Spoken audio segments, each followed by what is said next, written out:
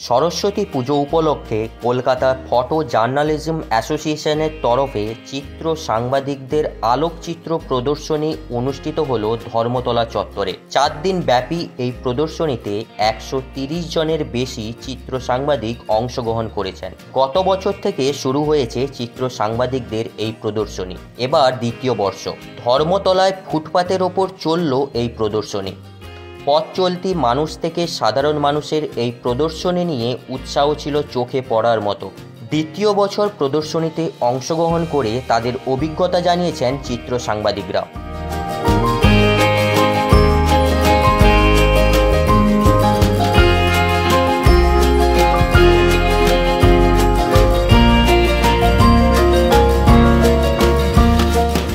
Actually দেখো, আমরা তো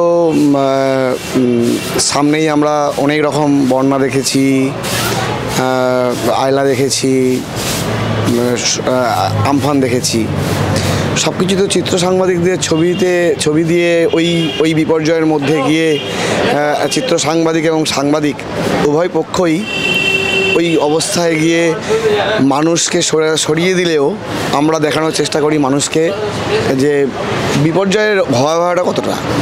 সে জায়গায় গিয়ে দাঁড়িয়ে আমরা সেখানে যে চিত্র যথা ভয় শূন্য সেই জন্য বলেছি, কিন্তু আসল কথা তো চিত্র, আমরা সেটা চিত্র করে দিয়েছি। তো সেই জন্য অনেকে অনেক রকম বলছে, কিন্তু আসলে তো একটা চিত্র সাংবাদিক বা সাংবাদিক তাদের এই সাহসিকতা না থাকলে পারে, জীবনের বিপর্যয় না থাকলে পারে, তাহলে এই ভয়াবহ বা সুন্দর জিনিস তুলে ধরা সম্ভব নয়। সংবাদপত্রে বেরোনো কিংবা এজেন্সির পেজে ওয়েবসাইটে বেরোনো এইটুকুনি ছবির মধ্যেই সীমাবদ্ধ থাকে।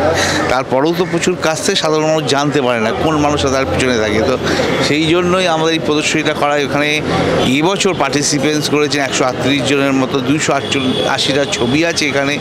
বহু ছবি যারা বহু সিনিয়র আমাদের এক প্রজন্ম দু প্রজন্মের আগে যারা আছেন সেই সব আলোকচিত্রীদের আমরা পাচ্ছি। তাদের ছবি দেখেও আপনি দেখতে পাচ্ছেন যে নরসিংহ, ইন্দিরা গান্ধী, তারপরে এখানে জ্যোতি বসু, উত্তম কুমারের মৃত্যু, এরকম প্রচুর ঐতিহাসিক ছবি আছে। তার সঙ্গে বর্তমান রাজনৈতিকবিদ যারা আছে তার সাথে ফিচার ওরিয়েন্টেড ছবি।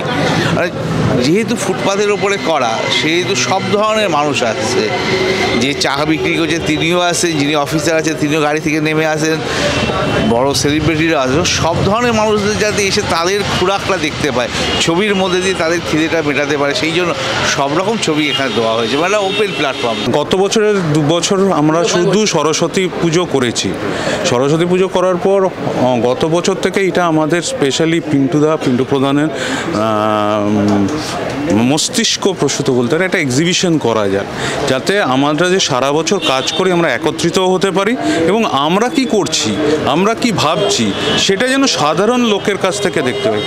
গত বছর আমরা অভূতপূর্ব সাড়া পেয়েছিলাম সাধারণ মানুষ থেকে, সেটা আমাদের খুব উৎসাহ জাগিয়েছে, যার ফলে আমরা এইটা দ্বিতীয় বছর এবং দ্বিতীয় বছরে আমরা সবাই মিলে একসাথে এসে এই এক্সিবিশনটা আমরা আবার শুরু করেছি। এবং এতে সবারই আমাদের প্রায় এখানে কলকাতা শহরের প্রত্যেকটি ফটো জার্নালিস্টের ছবি আছে এবং একটা আপনারা দেখতে পাচ্ছেন আর্কাইভালও আছে, যারা আমাদের পূর্ববর্তন যুগের ফটোগ্রাফার, তারা কি করে গেছে, তারা কীরমভাবে করে গেছে। তাদের তো আরও টাফ সিচুয়েশন ছিল, তখন ইকুইপমেন্ট অত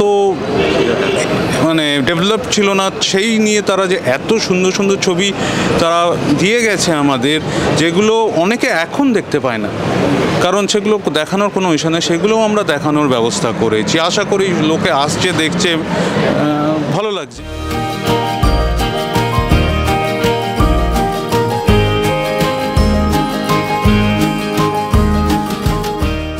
কোন কোন ধরনের চিত্র প্রদর্শনীতে রাখা হয়েছে তা সংক্ষেপে জানালেন প্রদর্শনীর উদ্যোক্তা পিন্টু প্রধান।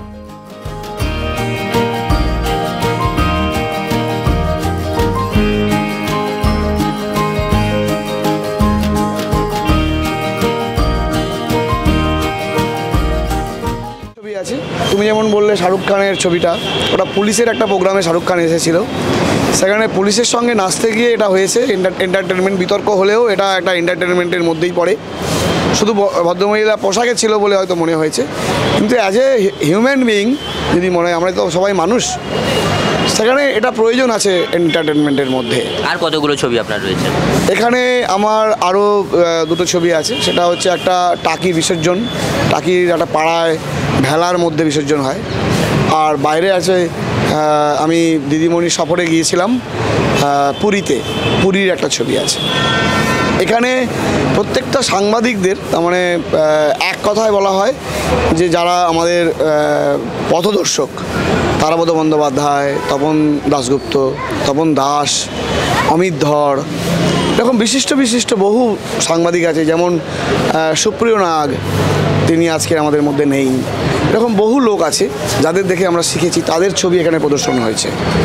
এবং তুমি দেখবে যে এখানে আলাদা আলাদা একটা ওয়াল করা হয়েছে, ব্ল্যাক অ্যান্ড হোয়াইট ওয়াল করা হয়েছে, যেটা আর্কাইভাল পিকচার, যেটা অনেক মানুষ দেখেনি।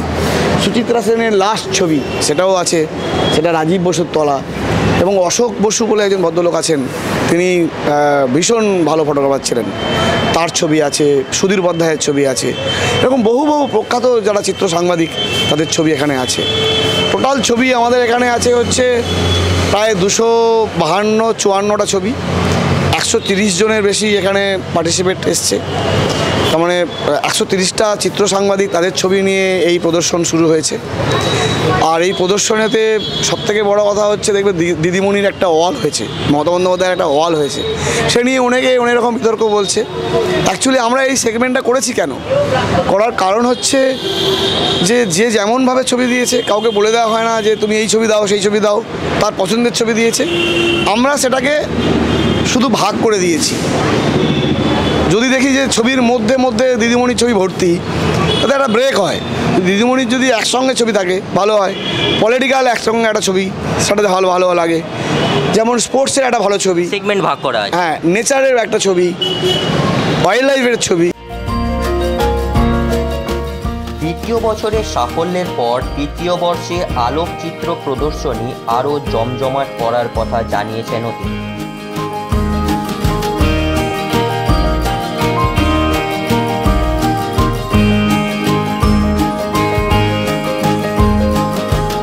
চ্যানেল হিন্দুস্তান।